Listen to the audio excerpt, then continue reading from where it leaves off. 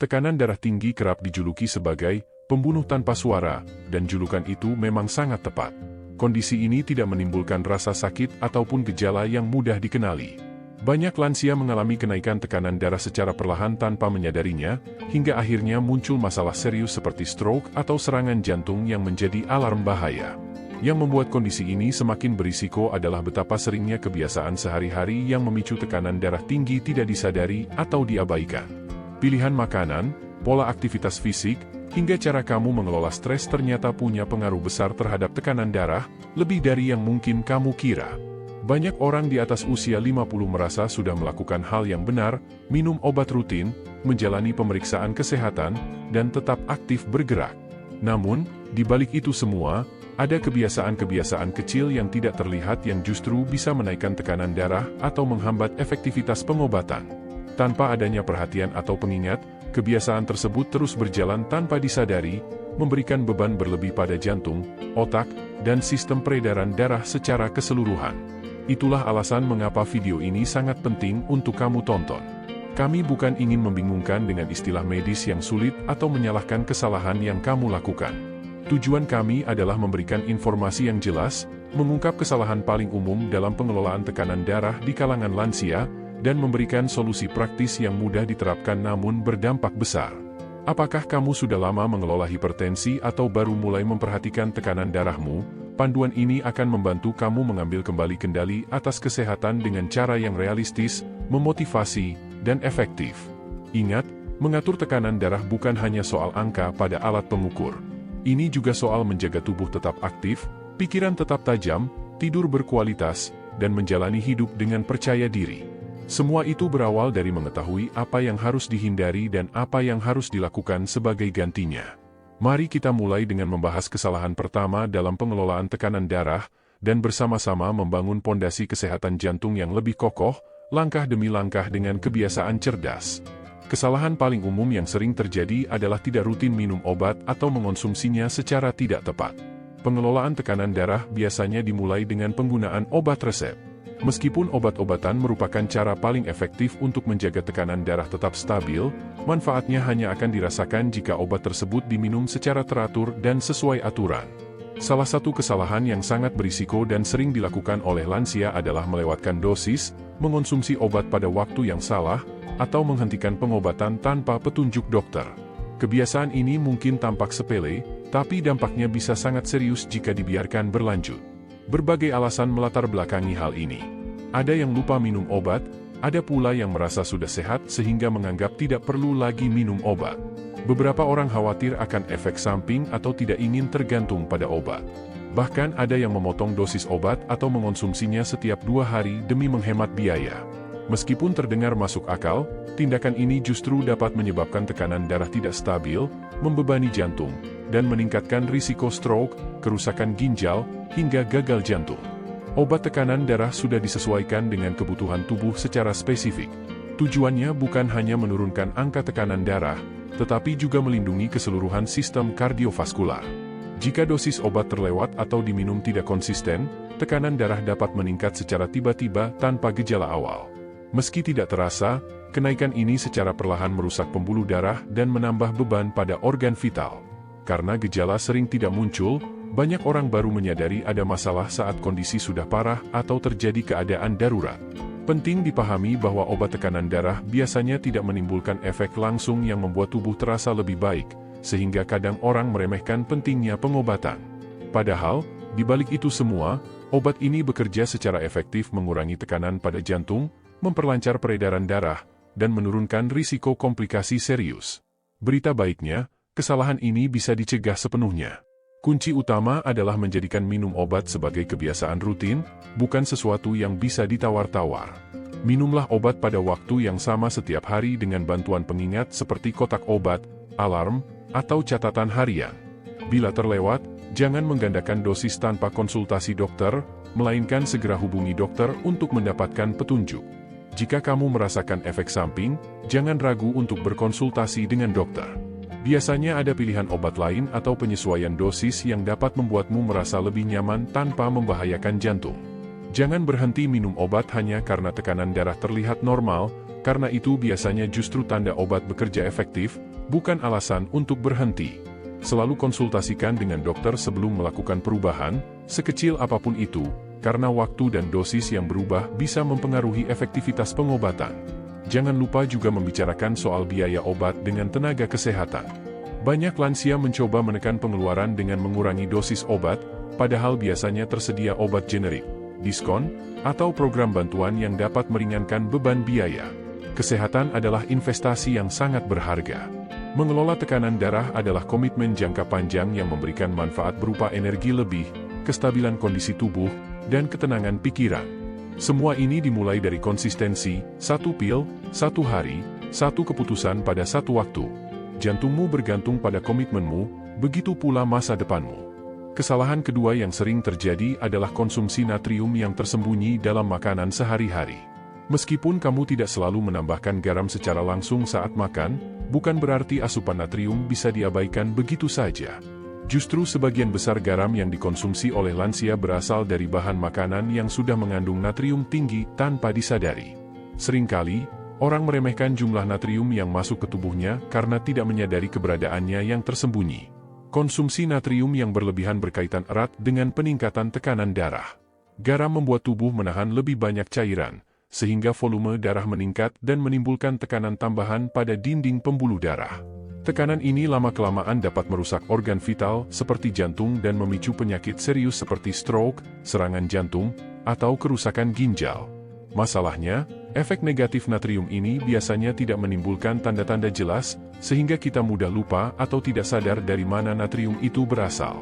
Banyak makanan kemasan, sup kalengan, saus, makanan beku, roti, hingga daging olahan dan produk yang diklaim sehat seperti saus salad rendah lemak atau kerupuk gandum, sebenarnya mengandung natrium dalam kadar tinggi. Natrium ditambahkan bukan hanya untuk memberi rasa, tapi juga untuk menjaga kesegaran dan daya tahan produk.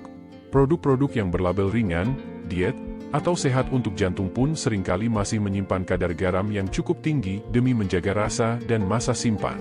Ketika makanan-makanan ini menjadi pilihan utama karena praktis dan familiar, jumlah natrium yang masuk ke tubuh bisa cepat bertambah. Terlebih bagi lansia, yang fungsi ginjalnya menurun dan tubuhnya semakin sensitif terhadap natrium, sehingga asupan natrium yang sebelumnya masih dianggap wajar bisa menyebabkan lonjakan tekanan darah lebih besar dibandingkan saat muda. Selain itu, natrium yang berlebih juga meningkatkan retensi cairan yang dapat memperparah kondisi seperti pembengkakan kaki atau gagal jantung. Untuk mengatasi hal ini, langkah pertama yang penting adalah meningkatkan kesadaran akan kandungan natrium dalam makanan. Biasakan membaca label kemasan, tidak hanya untuk kalori atau lemak, tapi juga kandungan natriumnya. Kamu mungkin akan terkejut mengetahui betapa banyak natrium tersembunyi di berbagai makanan. Misalnya, 1 porsi sup kalengan bisa mengandung lebih dari setengah batas natrium harian yang disarankan, bahkan sepotong roti atau mangkuk sereal yang dikonsumsi rutin juga berkontribusi cukup besar. Pilihlah makanan dengan label rendah natrium, yaitu kurang dari 140 mg per porsi, atau yang tanpa tambahan garam jika memungkinkan. Beberapa tips sederhana yang bisa membantu termasuk membilas kacang kalengan atau sayuran untuk mengurangi natrium, memilih makanan segar atau beku tanpa saus tambahan, serta memasak sendiri agar bisa mengatur bahan yang digunakan. Selain itu, gunakan rempah-rempah alami seperti bawang putih, lemon, cuka, merica, atau berbagai bumbu herbal untuk menggantikan fungsi garam dalam memberikan rasa. Seiring waktu, kamu akan merasakan bahwa makanan dengan bumbu alami ini tidak hanya lebih sehat untuk jantung, tapi juga terasa lebih lezat. Memang, lidah perlu waktu untuk menyesuaikan diri, terutama jika selama ini terbiasa dengan rasa asin yang kuat. Namun dalam beberapa minggu, kamu akan mulai mengenali rasa asli makanan dan bahkan merasa makanan yang terlalu asin jadi kurang enak. Mengurangi natrium bukan berarti kehilangan kenikmatan saat makan, melainkan memilih cara yang lebih sehat untuk menjaga tubuh, melindungi jantung, dan menjalani hidup dengan lebih bertenaga, fokus, dan seimbang. Setiap suapan menjadi langkah menuju kesehatan yang lebih baik, dan setiap hidangan adalah kesempatan untuk memberi nutrisi tidak hanya pada tubuh tapi juga kesejahteraanmu secara menyeluruh. Kesalahan ketiga yang sering terjadi adalah kurangnya pemantauan tekanan darah secara teratur. Tekanan darah merupakan kondisi yang tidak bisa langsung dirasakan, kecuali sudah mencapai level sangat tinggi atau menimbulkan masalah serius. Hal inilah yang membuat tekanan darah seringkali tidak disadari. Kamu bisa merasa sehat dan baik-baik saja, padahal tekanan darahmu sebenarnya meningkat secara diam-diam. Pada lansia, kesalahan paling umum dan berisiko adalah hanya mengandalkan pemeriksaan tekanan darah saat kontrol tahunan di dokter tanpa melakukan pengecekan rutin di rumah. Tanpa monitoring yang konsisten, perubahan kecil yang terjadi bisa terlewatkan dan berpotensi berkembang menjadi masalah serius. Tekanan darah memang berubah-ubah sepanjang hari, dipengaruhi oleh faktor-faktor seperti tingkat stres, kualitas tidur, jenis makanan yang dikonsumsi, serta aktivitas fisik. Pengukuran tunggal di klinik, walaupun normal, tidak mampu menggambarkan kondisi sebenarnya secara menyeluruh. Kadang tekanan darah di klinik bisa tampak lebih tinggi karena kecemasan, atau lebih rendah saat kamu sedang merasa santai. Oleh sebab itu, pengecekan rutin di rumah sangat penting untuk mendapatkan gambaran yang lebih akurat tentang pola tekanan darah, dan hal ini bisa sangat menyelamatkan nyawa. Tanpa pengukuran berkala, kamu mungkin kehilangan tanda-tanda penting, seperti efektivitas obat yang menurun, perubahan pola makan atau stres yang mempengaruhi tekanan darah, atau bahkan interaksi obat dengan suplemen yang sedang kamu konsumsi. Tanpa data pengukuran, kamu hanya menebak-nebak, dan untuk kesehatan jantung, tebakan bukanlah pilihan yang aman. Melakukan pemantauan tekanan darah secara mandiri di rumah merupakan kebiasaan mudah yang memberikan kontrol lebih besar terhadap kesehatanmu. Dengan rutin memeriksa, kamu bisa mengenali pola tekanan darah, mendeteksi lonjakan lebih awal, serta memberikan data lengkap kepada dokter agar pengobatan dapat disesuaikan secara tepat. Selain itu, kebiasaan ini meningkatkan kesadaran dan tanggung jawab atas kesehatan diri sendiri. Saat ini, alat pengukur tekanan darah untuk penggunaan rumahan sudah sangat terjangkau, mudah digunakan, dan dilengkapi dengan layar besar serta memori untuk menyimpan hasil pengukuran. Rahasia keberhasilan terletak pada konsistensi. Pilih waktu pengukuran yang sama setiap hari, misalnya pagi hari setelah bangun atau sore hari sebelum makan malam. Duduk dengan tenang selama sekitar 5 menit sebelum mengukur, letakkan lengan pada meja, kaki menapak rata di lantai, dan jangan berbicara selama proses pengukuran. Kebiasaan ini akan memberikan data yang akurat mengenai kondisi tekanan darahmu. Catat setiap hasil pengukuran, baik dalam buku atau aplikasi di ponsel, dan bawa catatan tersebut saat kontrol ke dokter. Data ini sangat membantu dokter mengenali perubahan, menyesuaikan terapi jika diperlukan, dan mendeteksi tanda peringatan dini sebelum masalah bertambah parah. Beberapa orang enggan memeriksa tekanan darah secara rutin karena takut hasilnya buruk dan menimbulkan kecemasan. Namun menghindar justru tidak menyelesaikan masalah, malah memberi kesempatan kondisi memburuk tanpa pengawasan. Sadar akan kondisi tekanan darah adalah langkah pertama menuju perbaikan. Dalam mengelola tekanan darah, deteksi dini sangat krusial. Memeriksa tekanan darah bukan hanya tugas yang harus diselesaikan, melainkan sebuah komunikasi berkelanjutan dengan tubuh. Sama seperti komunikasi yang baik, ini paling efektif jika dilakukan secara rutin, tenang, dan penuh perhatian. Jadikan pemantauan tekanan darah sebagai bagian dari rutinitas harianmu. Buatlah itu sebuah kebiasaan yang konsisten dan yang paling penting, jadikan prioritas utama, karena masa depan kesehatanmu sangat bergantung pada keputusan yang kamu ambil hari ini. Kesalahan keempat adalah tidak mengelola stres dengan baik. Stres bukan sekadar perasaan emosional yang kamu alami, tetapi juga beban yang dirasakan tubuh. Meski tekanan darah tinggi sering dikaitkan dengan pola makan yang buruk atau kurang olahraga, faktor stres kronis yang tak tertangani seringkali luput dari perhatian. Pada lansia, membiarkan stres menumpuk tanpa penanganan tidak hanya memengaruhi suasana hati dan kualitas tidur, tetapi juga secara bertahap meningkatkan tekanan darah setiap harinya. Stres memicu mekanisme fight or flight di dalam tubuh yang mengakibatkan pelepasan hormon seperti adrenalin dan kortisol. Hormon-hormon ini dapat meningkatkan tekanan darah sementara dengan menyempitkan pembuluh darah dan mempercepat detak jantung, reaksi yang normal dalam jangka pendek. Namun, jika stres berlangsung terus-menerus, tubuh tetap dalam keadaan siaga. Pembuluh darah tetap menyempit, jantung bekerja lebih keras, dan tekanan darah yang terus meningkat ini dapat menyebabkan kerusakan yang tidak selalu bisa diatasi hanya dengan obat. Masalahnya, stres seringkali tidak tampak jelas dan tidak selalu menimbulkan reaksi emosional yang kuat. Kadang stres muncul dalam bentuk yang halus, seperti ketegangan di bahu, rasa sesak di dada, gangguan tidur, atau perasaan tertekan yang sulit dijelaskan. Banyak lansia berasal dari generasi yang diajarkan untuk menahan perasaan dan tetap tegar, sehingga mereka cenderung mengabaikan gejala stres ini. Padahal, menolak untuk menghadapi stres justru memberi waktu bagi stres untuk menetap dalam tubuh, menguras energi, menurunkan kesabaran, dan diam-diam meningkatkan tekanan darah. Berita baiknya, mengelola stres tidak harus melalui perubahan besar atau terapi mahal. Hal ini bisa dimulai dengan langkah-langkah kecil yang sengaja dilakukan untuk menenangkan sistem saraf dan mengembalikan keseimbangan tubuh. Contohnya, bernapas dengan tenang dan dalam dapat memperlambat detak jantung dan melemaskan pembuluh darah. Aktivitas ringan seperti berjalan kaki, yoga, atau peregangan bisa mengurangi ketegangan dan merangsang pelepasan hormon endorfin yang meningkatkan suasana hati. Menghabiskan waktu di alam, mendengarkan musik, atau melakukan kegiatan bersyukur seperti menulis jurnal atau berdoa juga dapat membantu menenangkan pikiran.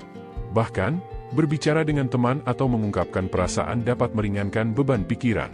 Penting untuk membangun kebiasaan mengelola stres setiap hari, bukan hanya saat situasi menjadi sulit. Ciptakan rutinitas yang memberikan waktu bagi tubuh dan pikiran untuk rileks, seperti halnya menyikat gigi yang dilakukan secara rutin untuk mencegah masalah sejak awal. Jika kamu sudah lama mengalami stres yang tidak terkelola, berikan dirimu waktu dan kelembutan. Ini bukan soal menyalahkan diri, melainkan mengenali peluang untuk berubah dan mengambil langkah kecil secara bertahap. Dengan memberi ruang bagi ketenangan, refleksi, dan perhatian, tubuh akan merespons positif, baik dalam hal tekanan darah, kualitas tidur, pencernaan, maupun ketenangan batin. Walaupun stres tidak selalu terlihat, dampaknya sangat nyata, dan kamu selalu memiliki kendali untuk mengelolanya, satu napas, satu langkah, satu momen tenang pada satu waktu. Kesalahan kelima adalah mengabaikan kurangnya aktivitas fisik. Dalam pengelolaan tekanan darah tinggi, apa yang tidak kamu lakukan bisa sama pentingnya dengan apa yang kamu lakukan. Salah satu kesalahan yang paling sering dilakukan lansia adalah terlalu banyak duduk, jarang bergerak, dan beranggapan bahwa istirahat adalah satu-satunya solusi. Memang istirahat itu penting, tetapi minimnya aktivitas fisik secara perlahan dapat meningkatkan tekanan darah dan membebani kerja jantung. Bergerak membantu mengontrol tekanan darah dengan memperkuat otot jantung. Jantung yang lebih kuat mampu memompa darah dengan efisien, sehingga mengurangi beban pada pembuluh darah dan membantu menjaga tekanan darah dalam batas normal. Olahraga juga memperbaiki aliran darah, mengurangi inflamasi, membantu menjaga berat badan, dan menurunkan stres, semua faktor penting bagi kesehatan jantung. Namun, jika tubuh jarang bergerak, otot melemah, sirkulasi menurun, dan tekanan dalam pembuluh darah meningkat. Banyak lansia tidak kekurangan motivasi, tetapi merasa ragu karena takut sakit sendi, cepat lelah, atau khawatir terjatuh. Namun, aktivitas fisik tidak harus berat agar memberikan manfaat. Gerakan ringan yang dilakukan secara teratur sudah cukup untuk mendukung kesehatan. Jalan kaki singkat di sekitar rumah, peregangan ringan di pagi hari, atau senam kursi saat menonton televisi dapat membantu jantung tetap aktif dan melancarkan peredaran darah. Salah satu perubahan yang mudah dan efektif adalah mengurangi waktu duduk yang terlalu lama. Jika kamu sering menonton televisi atau membaca dalam waktu panjang, coba berdiri setiap 30-60 menit. Lakukan gerakan sederhana seperti berjalan di tempat, berjalan ke dapur, atau melakukan peregangan bahu dan ketukan jari kaki. Aktivitas singkat ini membantu menghindari kekakuan pembuluh darah yang bisa menaikkan tekanan darah bila dibiarkan. Konsistensi adalah hal yang utama. Bergerak secara teratur mengirimkan sinyal ke jantung, pembuluh darah, dan otak bahwa kamu masih aktif, sehat, dan kuat. Seiring waktu, kebiasaan ini menjadi bagian dari kehidupan sehari-hari. Pilih aktivitas yang kamu sukai, seperti menari, berkebun, aerobik air, atau peregangan di bawah sinar matahari pagi. Ketika olahraga terasa menyenangkan, bukan beban, kamu akan lebih mudah menjaga kebiasaan itu dan tubuhmu pun akan berkembang dengan baik. Jika bingung memulai dari mana, konsultasikan dengan dokter atau fisioterapis yang dapat membantu menentukan jenis gerakan yang aman dan sesuai dengan kondisi kesehatan serta kemampuanmu. Ingat, tujuan bukan menjadi atlet, melainkan menjaga kemandirian, keseimbangan, dan mendukung jantung agar terus berfungsi optimal dalam jangka panjang. Mengabaikan aktivitas fisik mungkin terlihat sepele, tetapi seiring waktu hal ini memberikan tekanan tambahan pada jantung dan pembuluh darah. Aktivitas fisik adalah obat alami, dan setiap langkah kecil membawa kamu lebih dekat ke tekanan darah yang sehat dan tubuh yang lebih kuat serta percaya diri. Kesalahan keenam adalah konsumsi kafein atau alkohol yang berlebihan. Misalnya, menikmati secangkir kopi di pagi hari atau segelas anggur saat makan malam sudah menjadi kebiasaan sehari-hari bagi banyak orang. Jika dikonsumsi dengan porsi yang wajar, keduanya bisa memberikan rasa nyaman. Namun, Bagi para lansia yang mengelola tekanan darah tinggi, kebiasaan mengonsumsi kafein atau alkohol secara berlebihan seringkali tidak disadari sebagai kesalahan yang berisiko. Meskipun terasa aman saat diminum, sebenarnya kedua zat ini dapat meningkatkan tekanan darah secara diam-diam, mengganggu efektivitas pengobatan, dan menimbulkan masalah kesehatan lainnya. Mari kita bahas kafein terlebih dahulu. Kafein bisa ditemukan dalam kopi, teh, minuman bersoda, minuman energi, bahkan coklat. Sebagai stimulan, kafein membuat pembuluh darah menyempit dan meningkatkan detak jantung, sehingga dapat menyebabkan peningkatan tekanan darah sementara. Pada beberapa orang, efek ini cenderung ringan dan hanya berlangsung sebentar. Namun, bagi mereka yang sudah memiliki hipertensi atau lebih sensitif terhadap stimulan, bahkan sedikit kafein bisa menyebabkan tekanan darah melonjak ke tingkat yang berbahaya. Yang menjadi tantangan adalah reaksi terhadap kafein sangat bervariasi antar individu. Ada lansia yang masih bisa menikmati kopi setiap hari tanpa masalah, tetapi ada pula yang tekanan darahnya naik selama berjam-jam tanpa disadari. Oleh karena itu, kesadaran menjadi hal utama. Jika kamu rutin mengonsumsi kafein, coba perhatikan respons tubuhmu dengan mengukur tekanan darah sebelum dan sesudah minum kopi pagi atau minuman bersoda di sore hari. Jika kamu menemukan pola kenaikan tekanan darah atau gejala seperti sakit kepala, kegelisahan, atau jantung berdebar, pertimbangkan untuk mengurangi konsumsi atau beralih ke kopi tanpa kafein. Kamu tidak harus meninggalkan kebiasaan favorit sepenuhnya, cukup sesuaikan agar lebih ramah bagi kesehatan jantung. Sementara itu, alkohol menghadirkan tantangan yang berbeda. Dalam jumlah kecil, alkohol dapat membantu relaksasi dan melepas penat setelah hari yang panjang. Namun, jika dikonsumsi dalam jumlah banyak atau terlalu sering, alkohol justru akan meningkatkan tekanan darah dan mengganggu kinerja obat hipertensi. Selain itu, alkohol juga menyebabkan dehidrasi, gangguan tidur, kenaikan berat badan, dan peningkatan stres emosional, semua faktor yang berkontribusi buruk pada tekanan darah. Karena tubuh lansia memproses alkohol lebih lambat, efek ini bisa bertahan lebih lama dan terasa lebih kuat. Konsumsi lebih dari 1 gelas alkohol per hari dapat mengubah kebiasaan menjadi risiko kronis. Kombinasi alkohol dengan obat tekanan darah juga berpotensi menimbulkan efek samping seperti pusing, kebingungan, dan beban pada hati. Risiko ini meningkat jika lansia mengonsumsi obat lain, yang umum terjadi mengingat banyak lansia memiliki berbagai kondisi kesehatan sekaligus. Berita baiknya, mengurangi konsumsi kafein dan alkohol, bahkan sedikit saja, dapat memberikan dampak positif yang nyata. Penurunan konsumsi dapat membantu menurunkan tekanan darah, memperbaiki kualitas tidur, menjaga kestabilan energi, dan meningkatkan fokus. Dalam beberapa kasus, hal ini juga dapat mengurangi kebutuhan akan obat tambahan. Berhenti mengonsumsi kopi atau anggur tidak berarti kehilangan kenikmatan.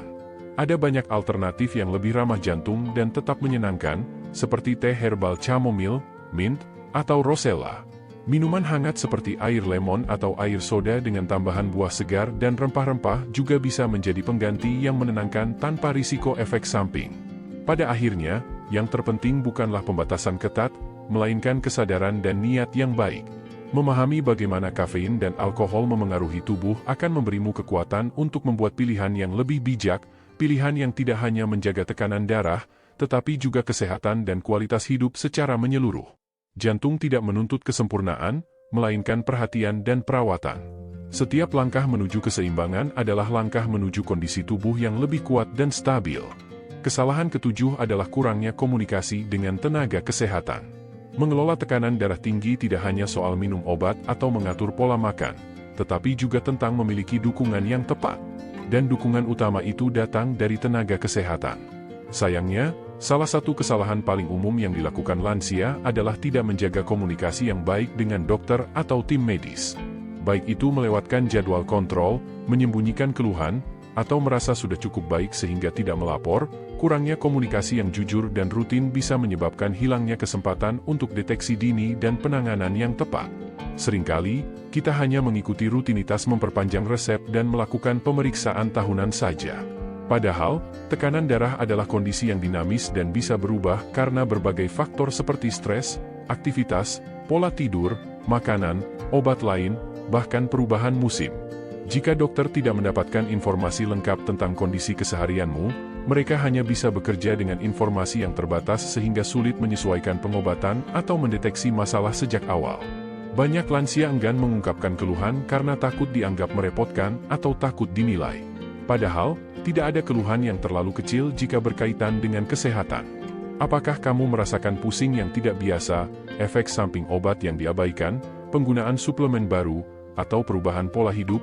Semua ini sangat penting untuk diketahui tenaga medis agar rencana perawatan tetap aman dan efektif.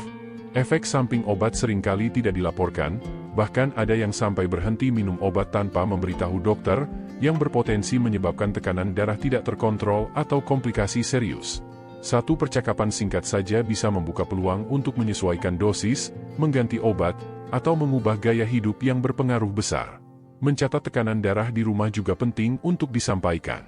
Bawa catatan tersebut saat kontrol atau kirimkan melalui portal pasien jika ada.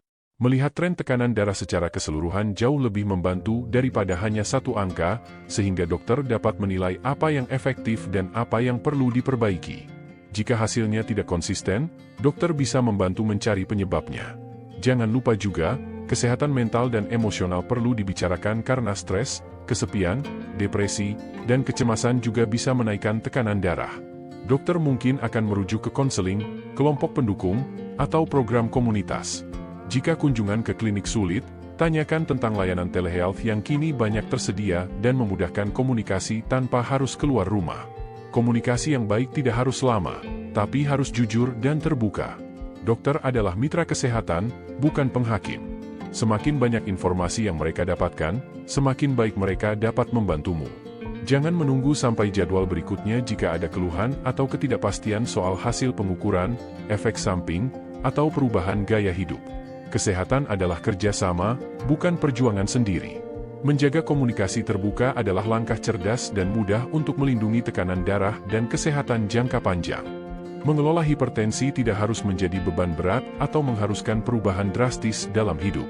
Yang penting adalah kesadaran akan kebiasaan sehari-hari yang berdampak, kemampuan mengenali tanda dari tubuh, dan mengatur kesehatan dengan langkah kecil yang konsisten. Tekanan darah bukan sekadar angka, melainkan gambaran kondisi tubuh yang hidup, bernafas, beristirahat, bergerak, dan merespons lingkungan sekitar. Sekarang kamu sudah tahu 7 kesalahan paling umum yang sering terlewatkan dan bagaimana cara menghindarinya. Mulai dari memahami obat, membatasi asupan garam, menjaga aktivitas fisik, mengelola stres, berkomunikasi dengan tenaga kesehatan, hingga bijak dalam mengonsumsi kafein dan alkohol. Semua perubahan ini masuk akal dan bisa dilakukan tanpa harus mengubah hidup secara drastis. Cukup dengan perhatian yang konsisten dan niat yang sungguh-sungguh. Kami percaya, kesehatan yang baik dibangun dari kebiasaan kecil yang dilakukan secara konsisten. Tidak perlu sekaligus, mulailah dengan satu langkah sederhana.